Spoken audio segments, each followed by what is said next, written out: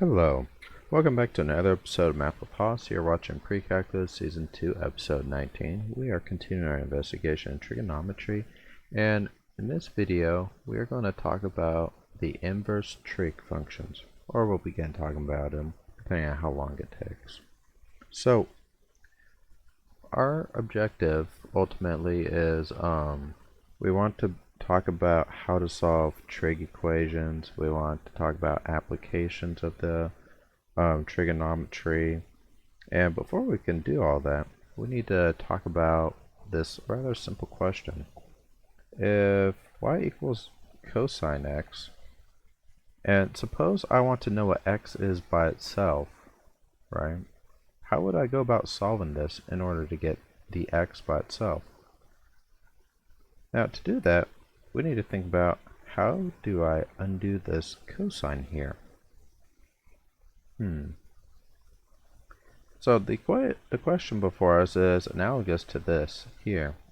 If I was given y equals x squared and I wanted to solve this for x, I know that when I see the square here that I must take the square root of both sides. And once I take the square root of both sides, then I know that x will equal plus or minus the square root of y. So what we are looking for is something analogous to this square root here, so that I can undo this cosine and just get the x by itself. Now, what we are looking for is what's called the inverse function for cosine. So, inverse functions in general, if you have y is equal to f of x, then the inverse function will be defined in the following manner.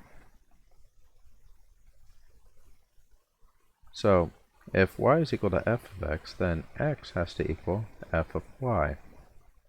So, in other words, when you here, for our normal function, x is the input variable, y is the output.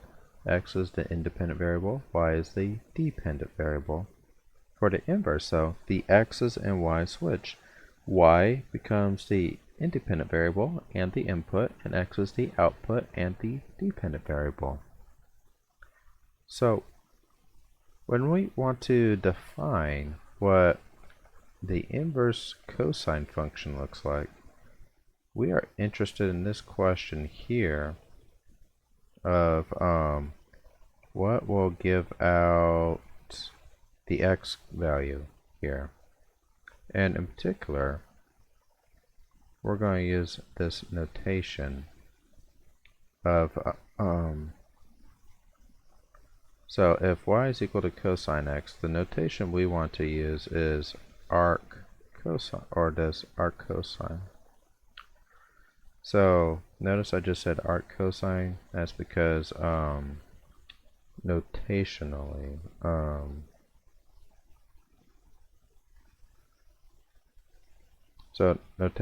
we're going to use is -1, and it looks like an exponent, but what it really signifies is the inverse.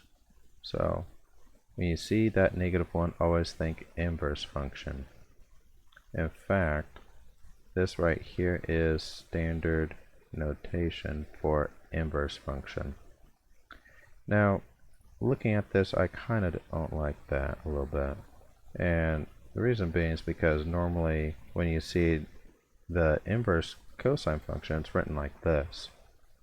So this is normal notation. This is the definition. And this is both for the inverse cosine function. So this is the definition. This is what's going on. We're switching the inputs and outputs. This is the normal notation. We use the -1 and it looks like an exponent, but don't treat it as an exponent. Just remember it has this going on here. And then there's the old school notation. So before I referred to this as arccosine. So arccosine Arccosine, that's the older language associated with it. And I actually prefer it because it just rolls off the tongue nicely instead of saying inverse cosine or the cosine inverse function. I can say arccosine. So notationally, I'm going to use this cosine with this -1. And it is the same notation as arccosine, but I'm going to linguistically just say arccosine. So that is clarifications on that. So there's two notations to keep in mind here, and then you have this definition here. Alright, so keep this definition in mind, and we're going to now explore what the graph looks like. Alright, so if we have y and cosine x, then we'll have y and arccosine x. So we're making a nice table of values. And we'll make a division here to help visually see the difference between our cosine and then its inverse. So if I plug in a pi over 4 into cosine, we know that we get out root 2 over 2. So in other words, what happens for arccosine is the square root 2 over 2 becomes the input, and we get out the pi over 4. So kind of visually what's going on is you have a cosine of pi over 4, and that's giving out a root 2 over 2. But now, for arccosine, you're plugging in, right? We're plugging in the root 2 over 2, and we're getting out the angle, the pi over 4. So the inverse trig functions, this is a key point, they always give out they always give out angles. So key takeaway, inverse trig functions give angles as outputs. Alright, you want to keep that in mind. Key takeaway, inverse trig functions give angles as outputs, because if we recall, we plug in angles into cosine and we get out the x coordinate on the unit circle that's associated with the angle. Now we're plugging in the x coordinate and we are getting out the angle, which is pretty cool.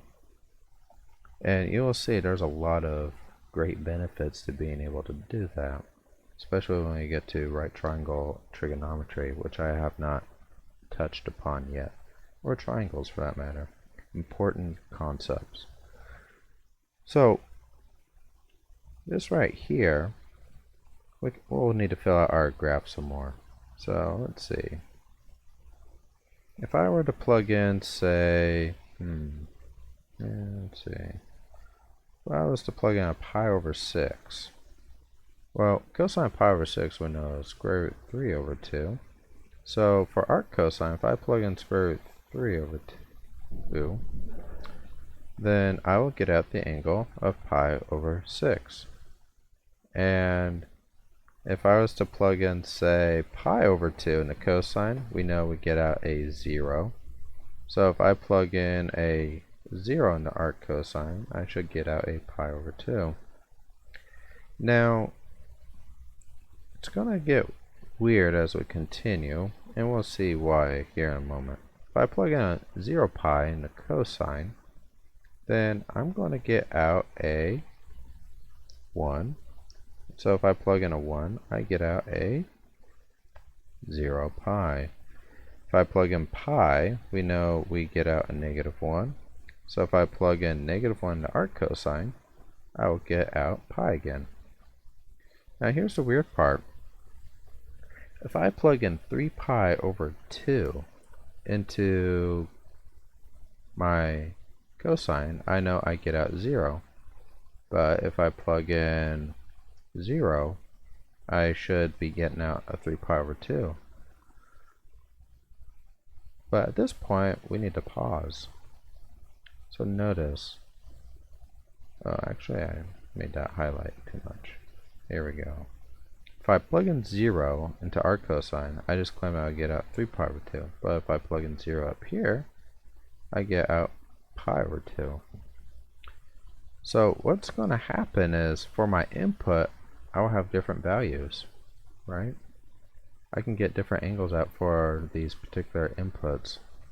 For example, if I were to plug in, say, oops, we need to undo that, 5 pi over 2. So that is, 5 pi over 2 is coterminal with pi over 2. That means if I plug in 5 pi over 2, cosine of that is 0. So that would be another angle, or another value, where if I plug in 5 pi over 2, I get out a, or if I plug in 0, I should be getting out 5 pi over 2. In fact, any of these x coordinates, there's going to be an infinite number of points, right? Because I can take any of these angles, add 2 pi to them, and I get out these x coordinates. So when we stop and think about it, right, if we start graphing this now, we'll move this over. So we're just going to graph our values for our arccosine. So if I plug in root 2 over 2, it's about 0.7. So I'm going to make a 1 here, make a negative 1 here. So here's about 0.7. And then we'll call this pi over 4. So that's this point right here. If I plug in root 3 over 2, that's almost 0.9. And pi over 6 is going to be somewhere around here. So that's right here. If I plug in a 1, I get 0. So that's right here. If I plug in pi over 2, right? Pi over 2, that's 0. If I plug in pi, or negative 1, I get pi. So let's put pi up here.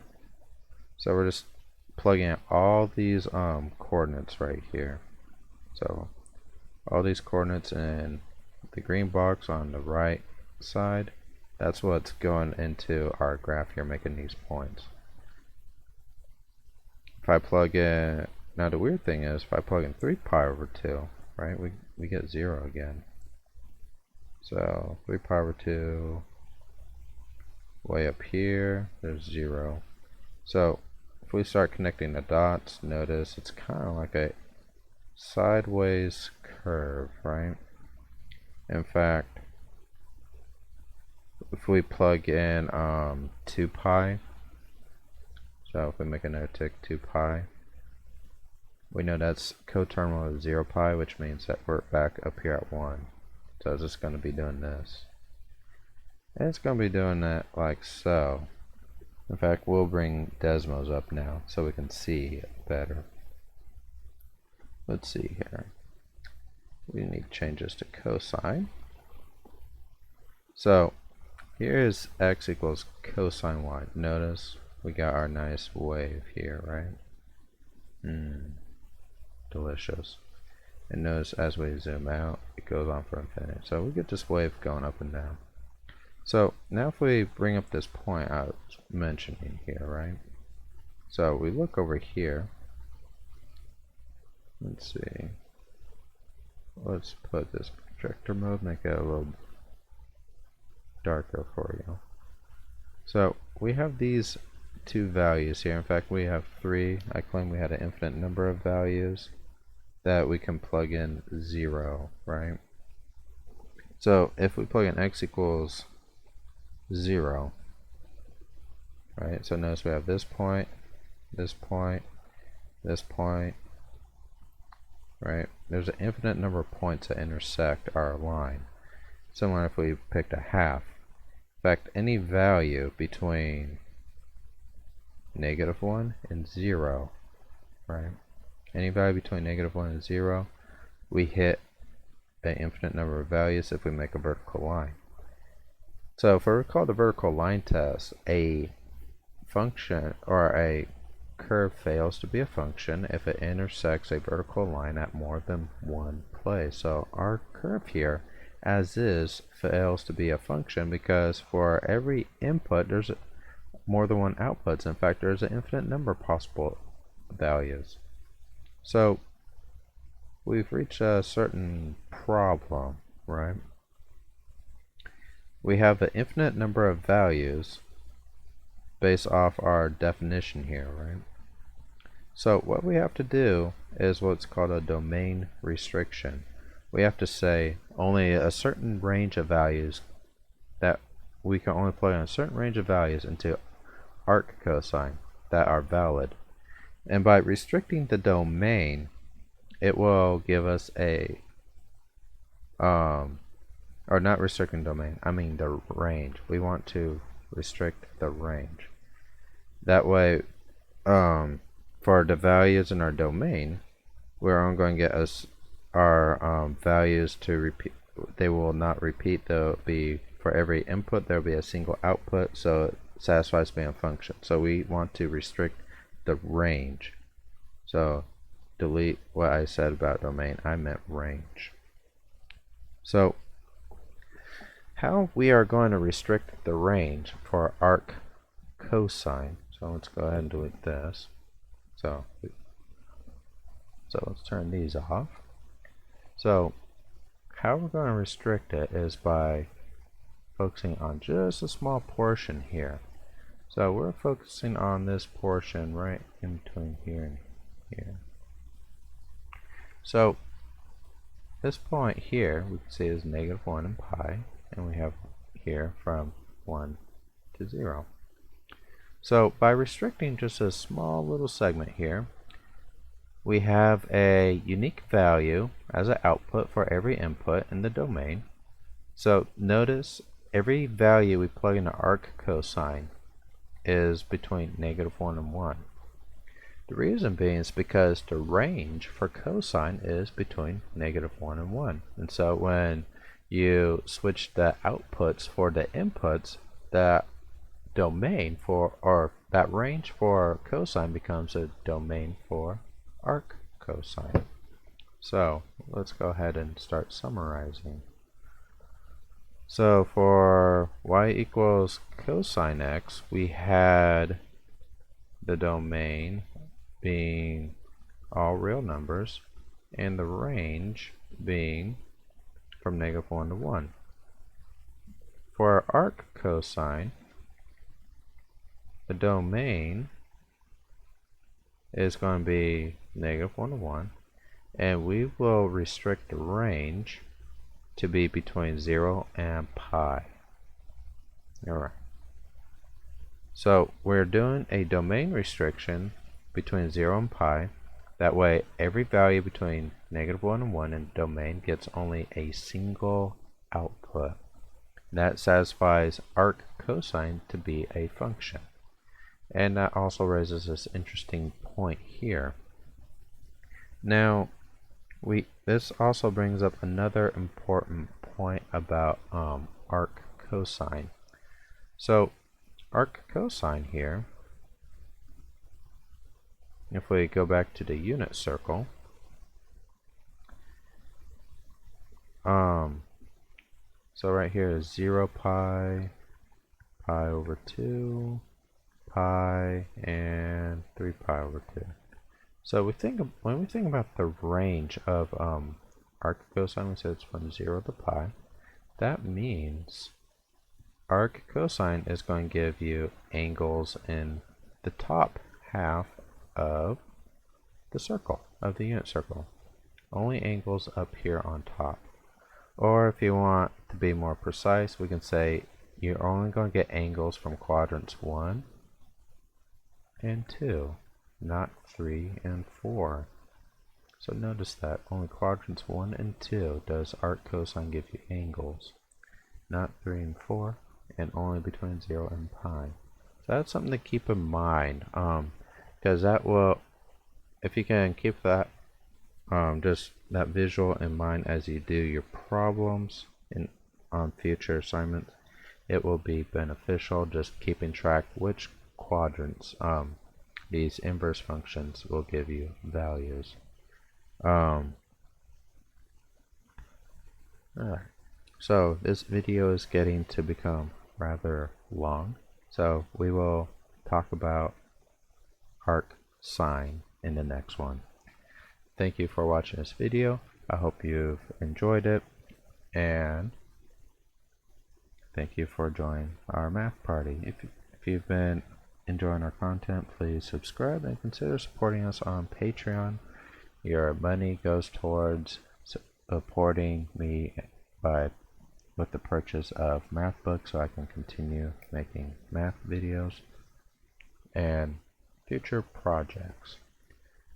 So some future projects I'm looking at doing is one on probability, and two, looking at more of the history and some of the philosophy behind the concepts of mathematics. And those types of questions require some materials that I do not currently own but would like to purchase. So if you want to support those endeavors, consider supporting me on Patreon.